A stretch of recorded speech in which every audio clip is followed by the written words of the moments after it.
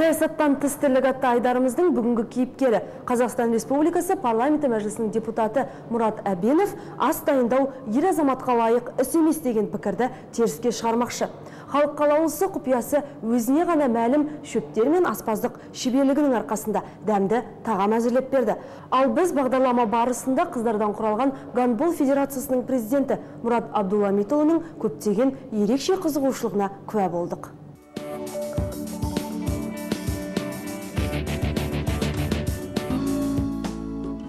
Мінезі ашық, көпшілікпен тез тіл табыса кететін Мұрат Әбенов өз халқын шексіз сүйетін нағыз ұлтжанды әрі еңбекқор азамат. Еңбек жолын орта мектепте информатика пәнінің мұғалімдігінен бастаған ол, келешекте көш бастар, ел мерейін үстем етер, талай шәкірттерінің санасына білім нәрін сіңірді. Депутат сол тәлімгерлерінің бір қатарымен әлі де болса жүздесіп, жастарды мазалайтын көкейкесті мәселелерді бірге талқылауды әдетке айналдырған. Өнегелі өмір жолымен көпке үлгі болып, тек ұстаз, білім саласының маманы, әкімшілік қызметкері ғана емес, көргенділік пен тәлімді тәрбиеге бағдар беріп, барлық нәтижелі істердің ұйытқысы бола білуді мақсат тұтатын Мұрат Абдулмалитұлы ақпараттық технологияны 5 саусағындай жетік білетін маман. Ақпарат қай жерде болса да бар, ақпаратты пайдалана білуіміз керек, ақпаратты реттей білуіміз керек. Қазір бір жақсы сөйлем бар ғой, кім қолында ақпарат болса, сол билік соның қолында. Үйдегі компьютерінің ішіндегі заттарын, мысалы, мәжілістегі отырыстың кезінде шығарып алып, соны пайдаланып, қайта-қайта жазбай, қайта-қайта ізденбей, сол бір рет салған ақпаратын тауып алған мүмкіншілік бар. Меніңше, осы өзімде осы саладағы білім болған маған көп жағдайларда көмектеседі. Мұрат ағаның жұбайы Ардақ өзінің әріптесі, досы, әрі балаларының аяулы анасы. Студент кезде басталған достық, сыйластық, нәзік сезім сол уақыттағы жастардың жарасымды отау құрып, тату-тәтті өмір сүруіне ұласқан. Бүгінде Ардақ сәл сырқаттанып қалған ата енесінің қасынан табылып, қазақтың ибалы, кішіпейіл, қамқор келіні ретінде олардың жағдайын жасауда. Сіздің ең бір сүйікті шаруаңыз, ісіңіз дейміз ба, бұл тамақ пісіру, оның ішінде өзіңіздің сүйікті асыңыз палау екен. Сол енді бізге қалай дайындайсыз, сол барысын бастап енді айтсақ екен. Енді сәбіз, пияз, болса да сарымсақ, сосын әртүрлі шөптер, перец, сосын енді арнайы Қызылордадан алып келген бір-екі құпия шөптер бар. Оны енді дәмін шығаратын, біздің енді әжелеріміз сөйтіп дайындайтын, енді Қызылорданың дәмін деп алып келдім. Дүзілдіға жергілікті Қызылорданың арай тұзынан бастаймыз. Сол себептен барлығы дайын. Әйел азаматтар дайындайтын палаудан ер азаматтардың дайындаған палаулар әрине бірнеше есе дәмді болып шығады. Себебі ер азаматтар дайындаған кезде шығармашылықпен ізденіп, жаңа бір заттарды қосып сөйтіп жасайды. Меніңше мынандай шөпті, осындай жаңағы ішінде құрамына кіретін заттарды әйел азаматтар қоса бермейді. Бір құпиясы менің ойымша, ер азаматтар ұзақ дайындайды.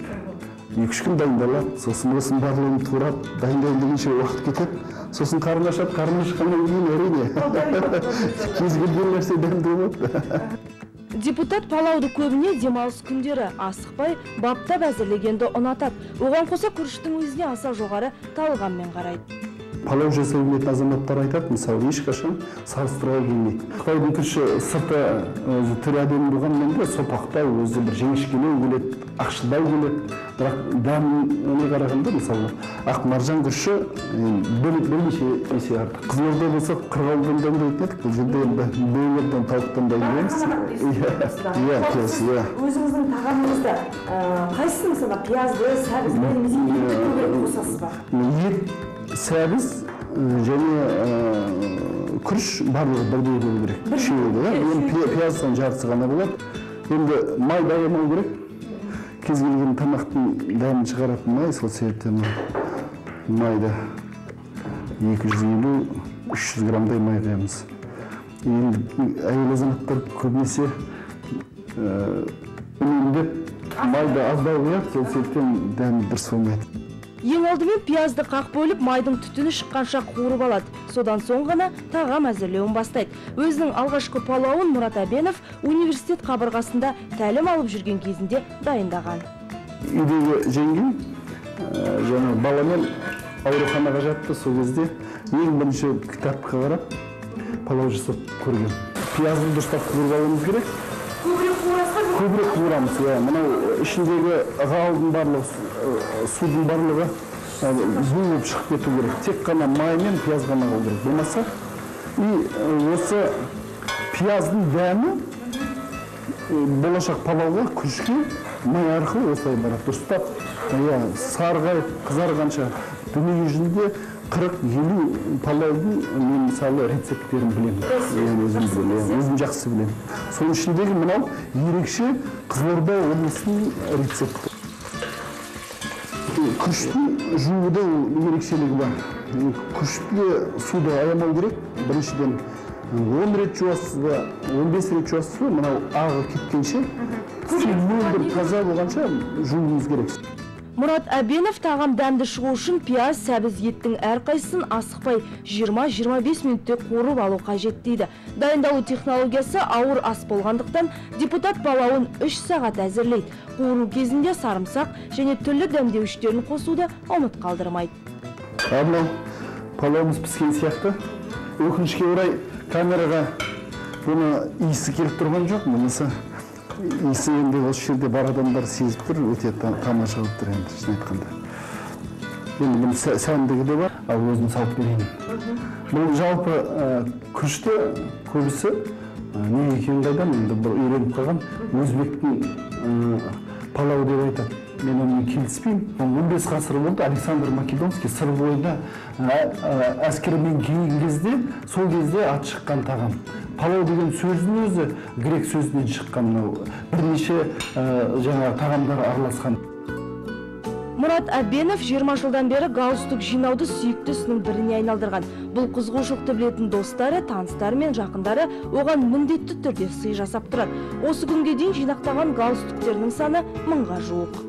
Әр галстуктың өз тарихы бар. Бұл жерде арзан галстуктар да бар, шамал қымбаттау да бар. Мен бағасына қызықпаймын, фирмасына да қызықпаймын. Мысалы, мына галстукты айтатын болсақ, мына галстукты маған Асанәлі Ашимов ағамыз сыйлады. Мысалы, мына кинопленканың суреті бар. Маған мысалы өте ерекше. Енді өмірі тақ көрген жоқ, бірақ қай жерде болсам да өзімен талисман есебінде алып жүремін. Ал мысалға, мына галстукты үйленген кезімде үйлену тойыма бірінші рет таққан галстук. Ал мысалға, мына галстук кезінде депутаттыққа парламентке келген кезде бірінші рет жаңағы ант қабылдау рәсімде тақтым. Осы галстуктардың көбісінде осындай өзінің тарихы бар. Қандай болмасын, пайдалы іске уақыт таба білетін депутат спорттың да нағыз шебері, әрі жанкүйері. Бүгінде Қызылорда облыстық гандбол федерациясының президенті. Бейжіңде өткен жазғы олимпиадаға қатысқан ұлттық топтың негізгі құрамы осы гандболшы қыздардан жасақталды. Халық қалаулысы бос уақытының басым бөлігін балалармен өткізгенді жаны сүйеді. Ұлы Асқар биыл Ұлыбританиядағы жоғары оқу орнының студенті атанды. Алыс жолға аттанар алдында жолықтырып, тәлімгердің экономика саласында білім алуды көздеп отырғанын білдік. Ал қызы Гүлнәр болашақ журналист. Балаларымның кәсіп таңдауына еш араласқан емеспін. Әрқайсысы өзінің жүрек қалауына сай мамандық игермекші дейді депутат. Бастысы Мұрат Әбенов ұл қызының адамгершілігі мол, абыройлы болғаны дұрыс деп есептейді. Демалысқа барсам да, жұмыс жасасам да, осындай серуенге шығып демалсам да, балдар қасында болған жақсы. Сол кезде бұнаны былай жасау керек, дұрысы былай болады деп айтқанша, одан да өз ісіңмен, өз тірлігімен көрсеткен жақсы. Бас қалаға көшіп келгеніне көп уақыт өте қоймаса да, депутат ел ордасына бауыр басып қалған. Астана ең алдымен халқымыздың, қала берді бұл ғажап шаһарға бауыр басқан барша жұрттың зор мақтанышы дейді депутат Мұрат Әбенов. Бүгін Астананы қарасақ, мысалы, қандай әсем көркем қала болды. Кім ойлапты 10 жылда осындай қала болады деп. Бүгін Астанада карьера болса карьера, жақсы білім болса білім, жақсы дос болса дос.